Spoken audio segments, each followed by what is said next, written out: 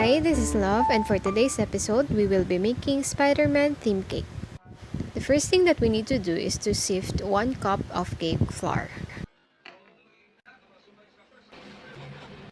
Then we'll add 2 teaspoons of baking powder and 7 tablespoons of white sugar. If you will be making chocolate cake, this is the perfect time to add the cocoa powder. And then mix all the dry ingredients. For our next procedure, we need to separate egg yolks from egg whites. For me, I open each egg in a separate bowl to make sure that there would be no bad eggs included in our ingredients.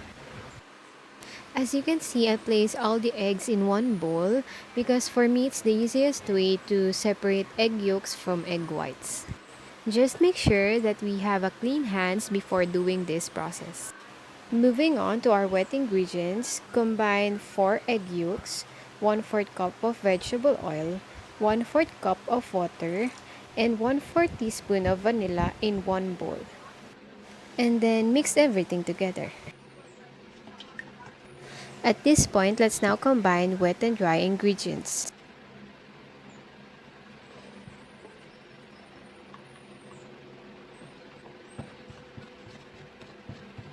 Mix until there are no lumps in our mixture. When you come to a consistency like this, our cake batter is ready. Moving on to our meringue, add 1/8 teaspoon of cream of tartar in our bowl of 4 egg whites. Beat our mixture until frothy. Small bubbles is an indicator that our mixture is now frothy and we're ready to dash 7 tablespoons of sugar. Beat our mixture until stiff peaks. Stiff peaks is when we lift our pair of beaters and our meringue can stand up straight. Another test that you come to a perfect meringue is when you turn the bowl upside down and nothing falls. What I want to do in combining these two mixture is to add a portion of meringue into egg yolk mixture first. That way, it would become much lighter in color and in texture. By doing that, we could perform cut and fold mixing method much easier. Please take note that we cannot vigorously mix our meringue because it will deflate the airy and fluffy consistency of it. At this point, I suddenly remembered that I will be doing a chocolate flavored cake. That's why I sifted 3 tablespoons of unsweetened cocoa powder in the remaining egg yolk mixture in this bowl. But in reality, you need to sift the cocoa powder along with the dry ingredients. Here, I carefully perform the cut and fold mixing method to combine the chocolate butter into the meringue. Alright, so we're now ready to transfer our batter into our baking pan. To prevent the cake from sticking to the pan, we need to line it with a parchment paper. So this is what I do in lining a parchment paper into the baking pan.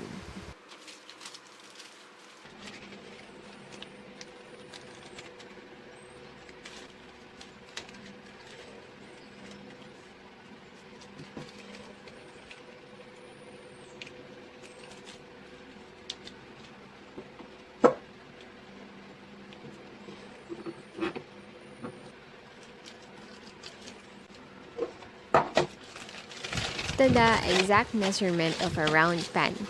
By the way, I'm using a 9-inch round pan here.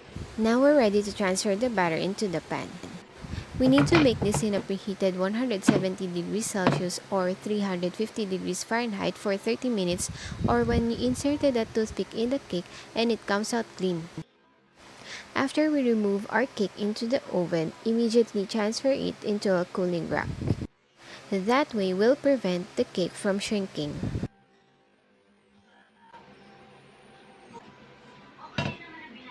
When the cake is already cool to touch, we can now slice a layer. Transfer all the cake into a cake board and we're now ready to decorate. But before we decorate, let's fill our cake with 4 tablespoons of chocolate dulce de leche.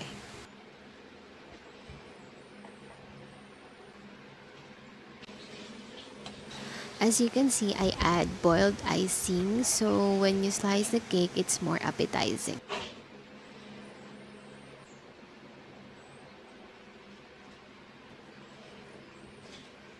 And then add the bottom of the cake upside down. Here I am using a cake ruler to measure the height of the cake. I got excited to ice on the cake, but of course we need to trim first the sides of the cake to make it look like a shape of a face.